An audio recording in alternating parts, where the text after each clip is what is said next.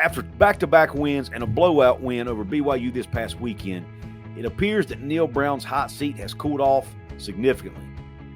There are even some who say Neal Brown deserves a contract extension for what he's done this year.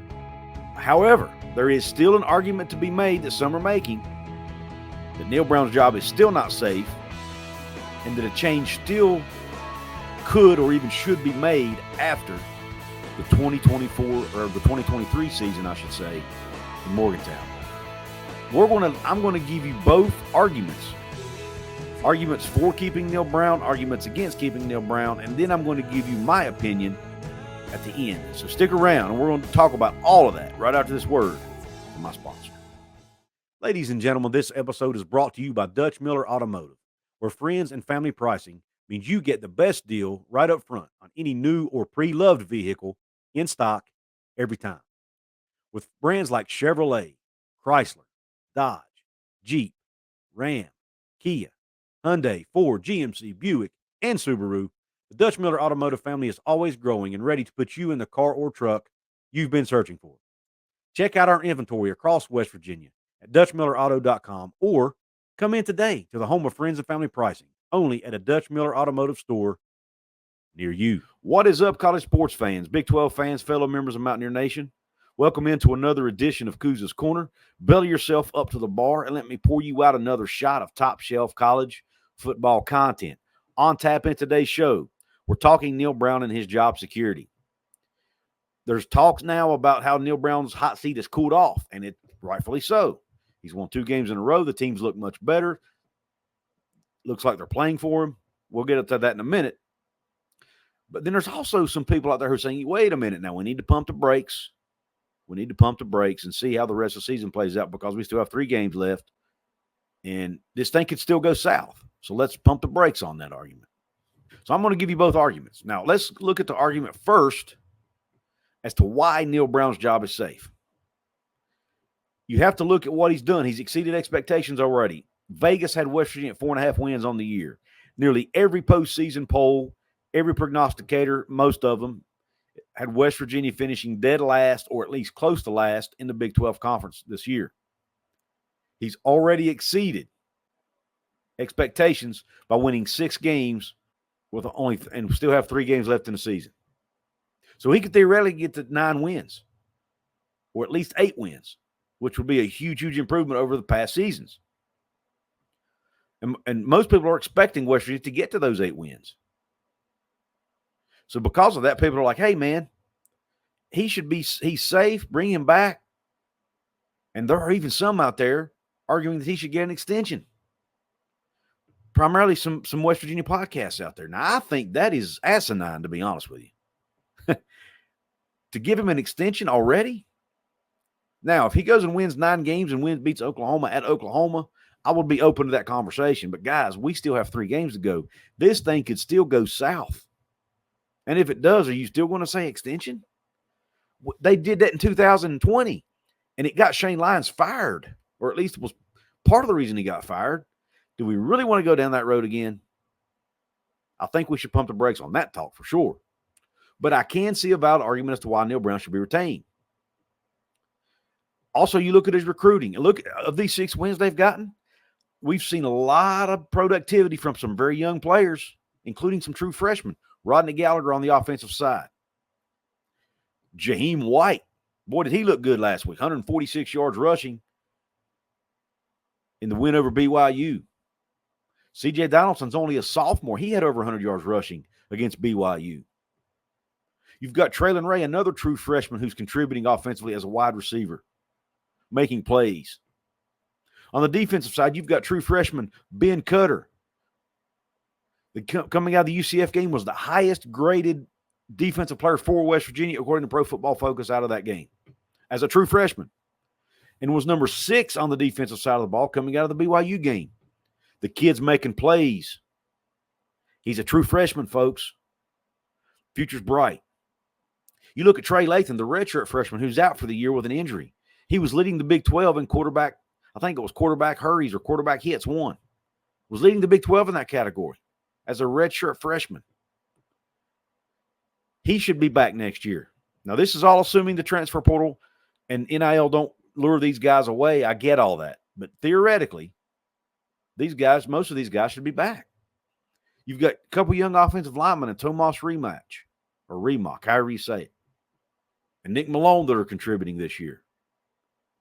You've got Tomi Wadurajaye, a sophomore or redshirt freshman on the defensive side, contributing. You've got Hammond Russell. I'm sorry. Gosh, I can't talk today. We have Hammond Russell contributing on the defensive line as a sophomore. Asani Redwood contributing on the defensive line as a redshirt freshman or a sophomore. We have redshirt freshman quarterback Nico Marchio winning football games for this team when Garrett Green was injured.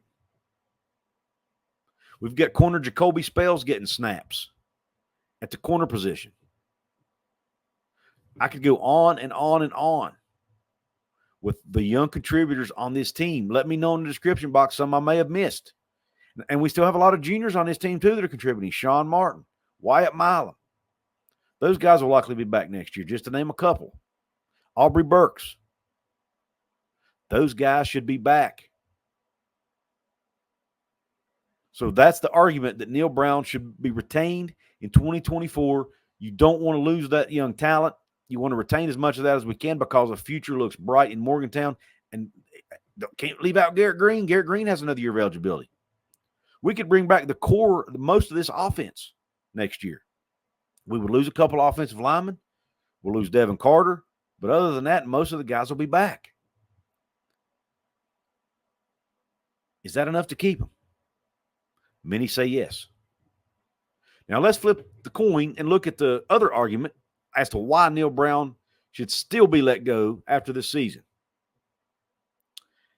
Now, there's the argument to be made that when you look at Neal Brown's wins this year, even though they've won 6 games, we haven't beat a good team yet. When you look at the combined record of the teams West Virginia has beaten this year, combined record is 19-26. That's not very good.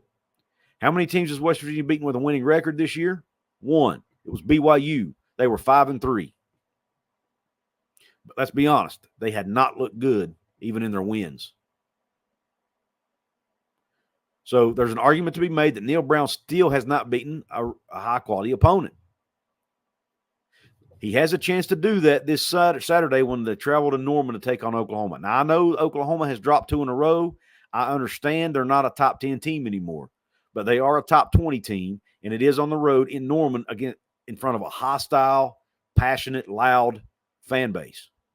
That would be a big win, in my opinion. You could argue it would be the biggest win in his tenure if he gets it done, if the team gets it done. Then we can come back and have this conversation again. But for now, there's still a lot out there saying, hey, if he doesn't beat Oklahoma, he could then go on and still beat Cincinnati and Baylor. But let's be honest, both of those are bad teams. That could be the 2 worst teams in this league right now, potentially, and arguably. And if that's the case, yes, he will have an 8-4 record, but still not have a win over a ranked team and only won over a team with a winning record. And I don't know that BYU will finish with a winning record. They may not. So there's still part of the fan base out there who feels like he has to beat Oklahoma to retain his job. And if he don't, still may be worth looking to go a different direction. Now, where do I stand in the argument? Well, I'm in the middle. And I know that might sound like a cop-out, but let me explain.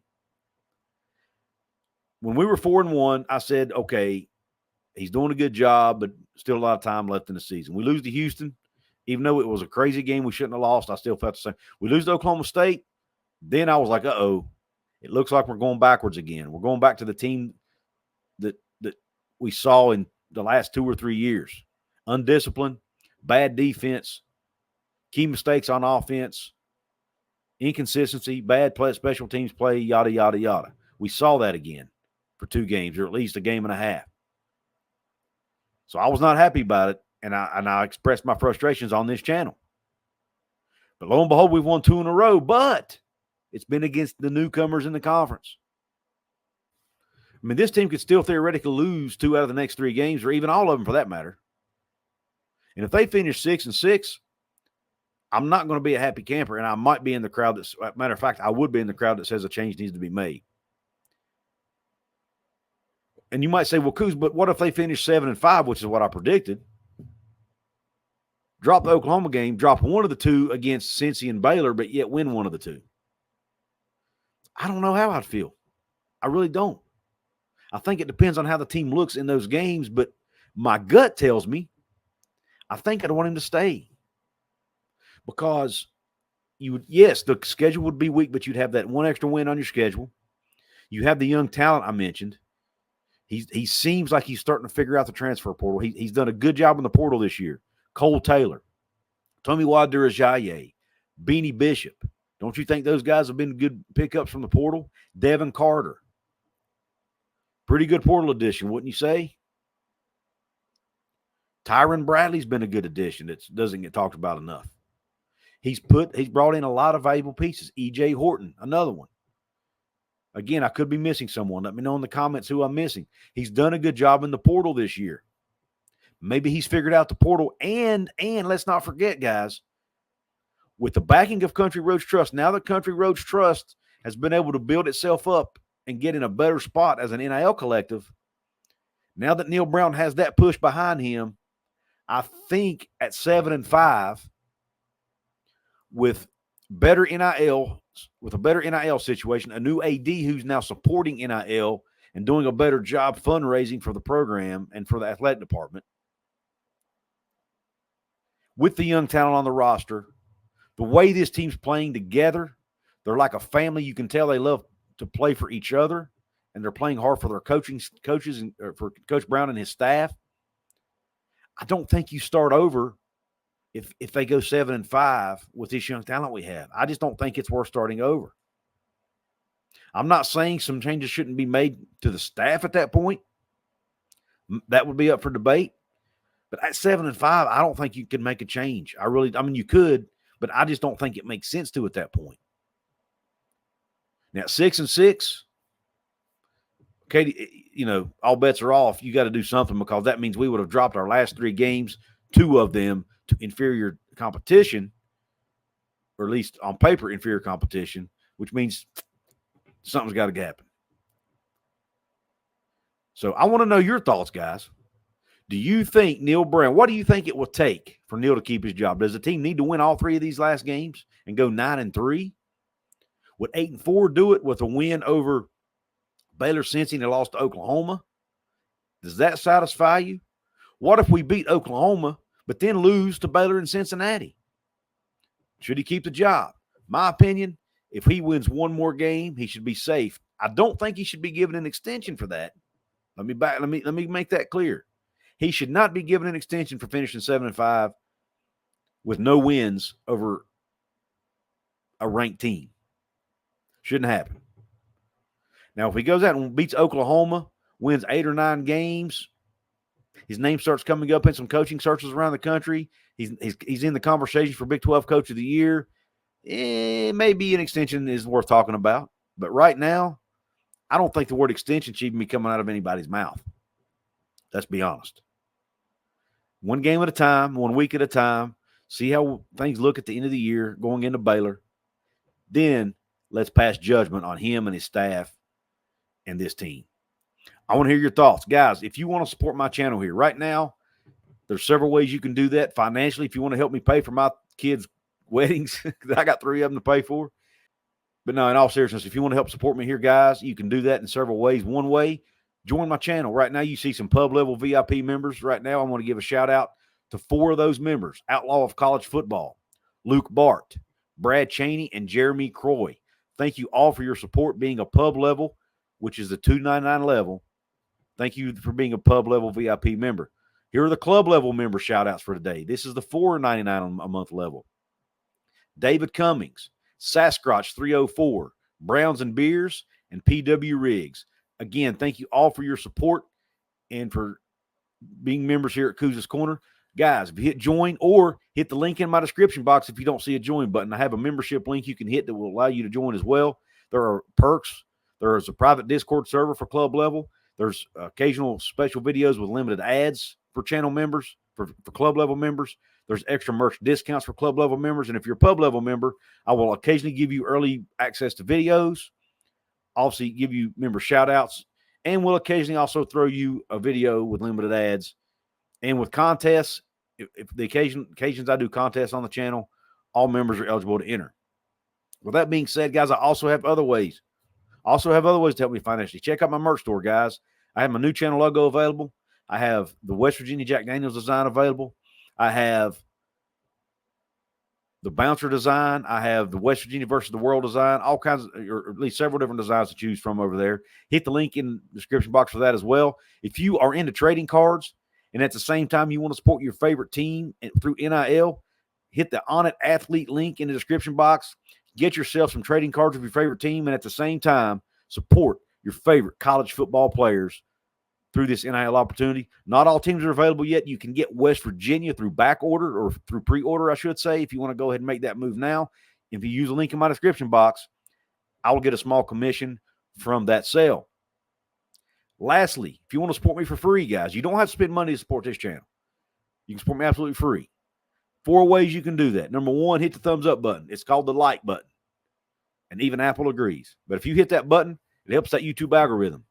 If you want to leave a comment below, let me know what you think about Neal Brown and his status. If you want to share it with your family and friends, especially if they like West Virginia Mountaineer sports, West Virginia Mountaineer football, this is the channel they need to come to. If they like commentary and alignment, this is the channel they need to come to because I cover that a lot as well. And don't forget to subscribe. If you like those 2 things, there's no reason you should not be subscribed to this channel. And I even try to cover other Big 12 teams occasionally as well. And guys, don't forget about Hoops from the Hills. That's my West Virginia basketball channel that I share with my partner, Mountaineer Paul. We cover West Virginia basketball content over there. Any Big 12 storylines that pop up, we'll cover as well. Basketball season starts tonight. We're excited about it. New era of West Virginia basketball with a new coach.